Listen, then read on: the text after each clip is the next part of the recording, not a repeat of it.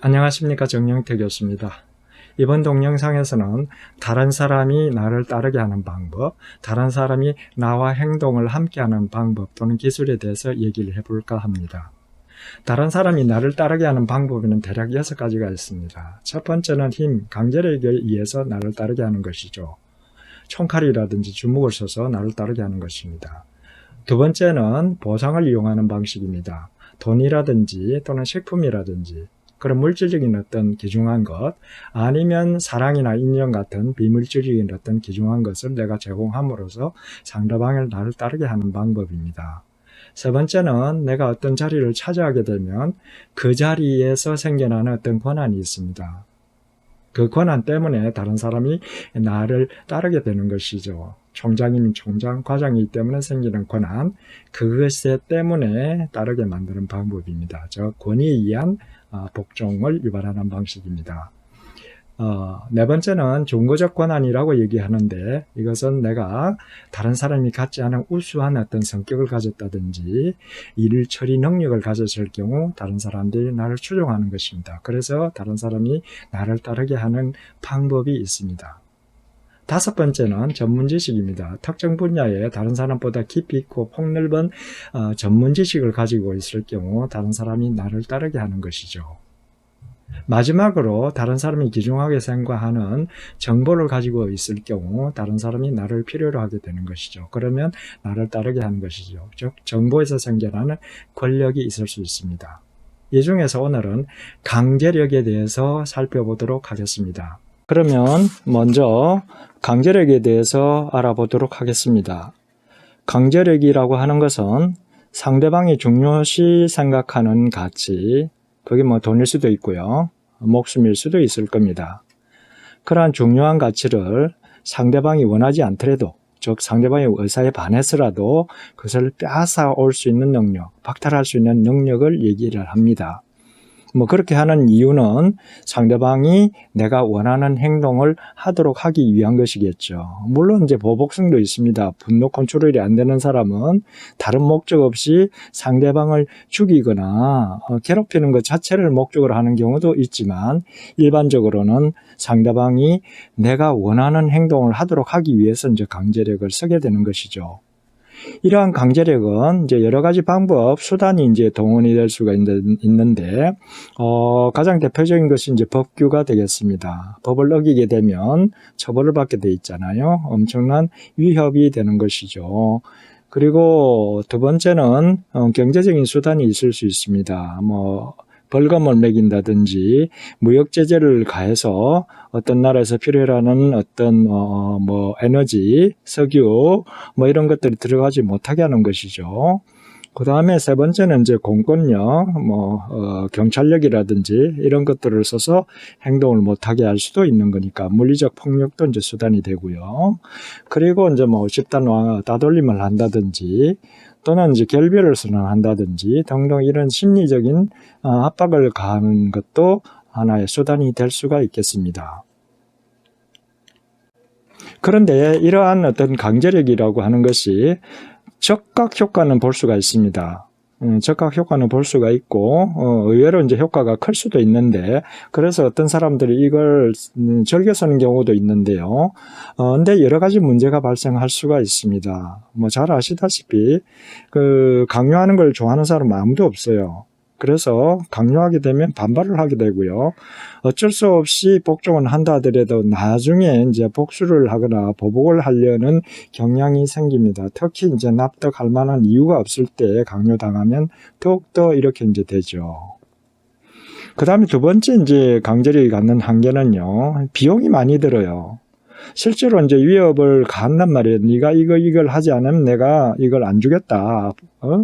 이렇게 할 경우에 실제로 이제 그 행동을 하고 있는지 지속적으로 감시를 해야 됩니다. CCTV를 달든지 사람을 이제 투입해서 계속 감시를 해야 되니까. 그리고 이제 계속적으로 이제 위협을 가해야 되면 그게 이제 기간이 길어질수록 이제 비용도 많이 들어가겠죠. 그다음에 세 번째 이제 단점은요. 이게 이제 가장 중요한 어떤 단점이라고 할 수 있는데, 무엇보다도 강제할 때에는 그 당시에는 복종하는 척 하는 거죠. 즉 행동만 이제 그렇게 하지만 실제로 마음속으로는 전혀 이제 따르지 않는. 그래서 단기간 표면상의 어떤 효과는 거둘 수 있지만 진정한 내면의 변화는 절대 가져올 수 없다라는 것이죠. 그다음 네 번째는 이 창의성을 넘어갈 수가 있습니다. 대개 이제 뭐 강요를 하게 되면 이제 안 하게 되면 벌을 받으니까 그걸 피하기 위해서 이제 억지로 일은 하지만 어떤 새로운 어떤 아이디어를 낸다든지 뭐 이런 노력을 하지 않게 되는 것이죠. 그러다 보니까 창의적이거나 어떤 생산성을 높일 수 있는 그런 노력들을 할 수가 없게 됩니다. 다섯 번째, 일단은 이제 강제력이라고 하는 것이 적극적인 효과가 크다 보니까 이것을 이제 지나치게 이제 자주 사용하거나 여기 이제 매달리는 이제 권력자들이 생겨날 수가 있습니다. 특히, 폭력으로 이제 권력을 잡은 집권자라든지 폭력으로 가정을 다스리거나 조직을 관리하는 사람들의 경우는 이런 경향이 크지요. 다른 방법을 모르기 때문에 그럴 수도 있고요. 그래서 이 폭력을 지나치게 이제 남용을 하게 될 경우에 궁극적으로는 다른 힘에 의해서 전복될 가능성이 크다고 할 수가 있겠습니다. 그 다음에 마지막으로 원래 이제 물리적인 강제력, 특히 이제 뭐 군대 경찰이 갖고 있는 어떤 폭력 이런 것들은 원래 이제 국가만 이제 활용할 수 있잖아요. 가정에서도 쓰면 가정 폭력이 되는 것이고, 조직 내에서 쓰면 갑질이 되는 것이고, 그렇잖아요. 그래서 국가가 아닌 다른 조직 내에서 물리적인 특히 이제 폭력을 쓰게 될 경우에 이제 불법이라는 그런 문제가 생겨날 수가 있다라는 한계가 있습니다. 지금 말씀드린 것처럼 강제력을 사용하게 될 경우에 여러 가지 문제가 생기거나 강제력이 갖는 어떤 효력에 있어서 한계가 분명합니다. 그럼에도 불구하고 어쩔 수 없이 어쩌면 강제력을 쓸 수밖에 없는 그런 상황이 나타날 수가 있습니다. 이제 크게 이제 세 가지 이제 될 수가 있는데요. 첫 번째는 이제 기본 질서 유지라는 것이죠. 그 어떤 조직이나 또는 집단이나 사회가 질서를 유지하기 위해서는 어떤 기본적인 어떤 가치, 규범을 공유를 해야 되잖아요. 그걸 어기게 되면 질서가 이제 문란하게 되고 조직이나 집단 자체가 와해되기 때문에 여기는 자에 대한 처벌은 불가피합니다. 그래야만 이제 법규 질서가 바로 서게 되니까요. 물론 이제 이 경우 이제 가치나 규범에 대한 합의가 있어야만 보다 이제 쉽게 질서 유지가 되겠죠. 그 다음 두 번째는요, 다른 사람의 위협이 가해졌을 때 내가 피할 방도도 없고 다른 방법으로 대응할 수가 없을 경우에 강제력, 특히 이제 폭력의 사용도 정당방위로 인정될 수가 있는 경우가 있습니다. 그 다음 세 번째 이제 위급 상황인데요. 특히 이제 자기 판단력이 떨어지는 어린이라든지 노약자들이 위험한 상황에 인 줄도 모르고 행동을 하려고 할 경우에 그걸 막기 위해서는 어쩔 수 없이 강제력을 쓸 수밖에 없겠죠. 이런 세 가지 경우 강제력은 불가피하게 써야 되는 경우니까 이것마저도 부정할 수는 없을 것입니다. 다만 이렇게 강제력을 활용을 하게 될 경우에 어쩔 수 없이 쓴다 하더라도 적절한 시기, 방법, 정도로 활용을 해야지 그러지 않을 경우에 낭패를 당할 수가 있습니다. 첫 번째, 강제력을 좀 더 효과적으로 문제없이 활용하기 위해서는 다음과 같은 한 6가지 정도를 염두에 둘 필요가 있습니다. 첫 번째, 자주 사용하지 마라. 자주 사용해서 강제력을 자주 쓰게 되면 아무래도 당하는 사람은 반발이라든지 복수하겠다는 마음이 커지기 때문에 효과가 떨어질 수밖에 없습니다. 그래서 정당방위라든지 위기 상황에서만 가능하면 써야 된다. 예를 들어서 이제 조직의 경우에는 예를 들어 조직이 근본적인 위기 상황에 직면했기 때문에 조직 자체 내부 구조를 완전히 바꿔야 된다. 구조조정을 해야 된다. 이런 경우는 반발하는 사람들 꽤 있을 거잖아요. 그런 경우는 어쩔 수 없이 약간의 강제력을 쓸 수밖에 없을 것입니다. 그 다음에 두 번째는요. 위협만으로 효과가 있을 때 쓰는 게 좋아요. 강제력은 써버리고 나면 사실은 의미가 없어지니까요. 위협만으로 효과가 있을 때 쓰는 것이 가장 효과가 있습니다. 그래서 위협을 했는데 위협만으로 안 돼서 실제로 써버리면 그 다음에는 위협이 통하지 않을 수 있으니까요. 특히 이제 실제로 쓰는 강제력이 별거 아니더라 이렇게 되면 더욱더 이제 그럴 거니까요. 세 번째, 쓰지도 않을 위협 같으면, 강제력 같으면 아예 쓸 생각을 하지 말아야 된다는 것이죠.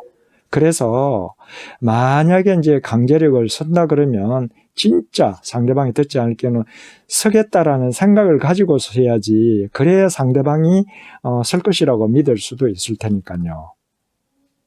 그 다음 네 번째는요.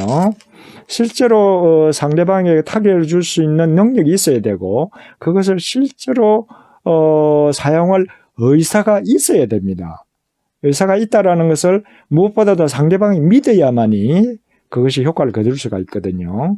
그래서 나는 객관적으로 봤을 때도 능력도 있고 의사가 있어 보이지만 상대방이 내가 그런 능력도 있고 그런 강제력을 사용할 의사가 없다라고 생각하면 효과가 없어지니까요. 이게 굉장히 중요합니다. 따라서 이렇게 내가 사용한 능력도 있고 의사가 있다는 걸 보여주는 어떤 제스처 같은 게 굉장히 필요하죠. 뭐 스페인 탐험가 헤르난 코르테스 같은 경우에는 멕시코를 점령할 때 이 멕시코를 점령하지 않으면 우리는 절대 안 돌아간다는 걸 보여주기 위해서 배를 불태워버렸거든요. 타고 온 배를 태워버렸고요. 치킨 게임 아시죠? 마주보고 달리는 거예요. 먼저 피하는 사람은 패자가 되는 것이죠. 이런 경우에 나는 절대 피하지 않는다는 것을 보여주기 위해서 핸들을 뽑아버리는 거예요. 그럼 상대방이 뽑는 걸 봤으니까 저 양반 완전히 끝까지 오겠구나 하는 것을 보게 되는 거죠. 즉 경기를 게임을 끝까지 하겠다라는 의지를 보여주는 것이라 상대방에게 위협이 실질적인 효과를 거둘 수가 있다는 거죠. 그 다음 다섯 번째 잘 아시는 바입니다.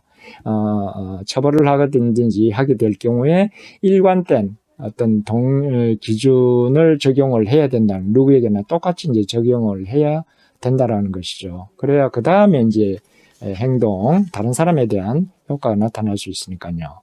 그 다음 여섯 번째는 처음부터 너무 세게 주면 그 다음 게 이제 점점 힘들어지니까 처음에는 가볍게 했다가 상대방이 하는 거에 따라서 점점 수위를 높이는 것이 낫다. 그 다음에 일곱 번째 마지막으로 이렇게 부정적인 거잖아요. 기본적으로 강제라는 건 부정적인 거예요. 못하거나 박탈하는 것이 못하게 하거나 박탈하는 것이라서 그것만으로는 한계가 있기 때문에 긍정적인 인센티브, 잘하면 목표 달성하면 너 상을 주겠다라는 것까지 결합을 시켜서 하게 될 경우에 훨씬 더 효과가 클 수가 있다는 것입니다. 그래서 이러한 7가지 방법을 염두에 두고 강제력을 활용하게 될 경우에 의외의 효과를 거둘 수가 있습니다. 이번 동영상에서는 다른 사람을 움직이게 하는 방법 중에서 강제력에 대해서 살펴보았습니다. 다음 동영상에서는 보상에 대해서 살펴보도록 하겠습니다. 그러면 다음 동영상에서 뵙도록 하겠습니다. 안녕히 계십시오.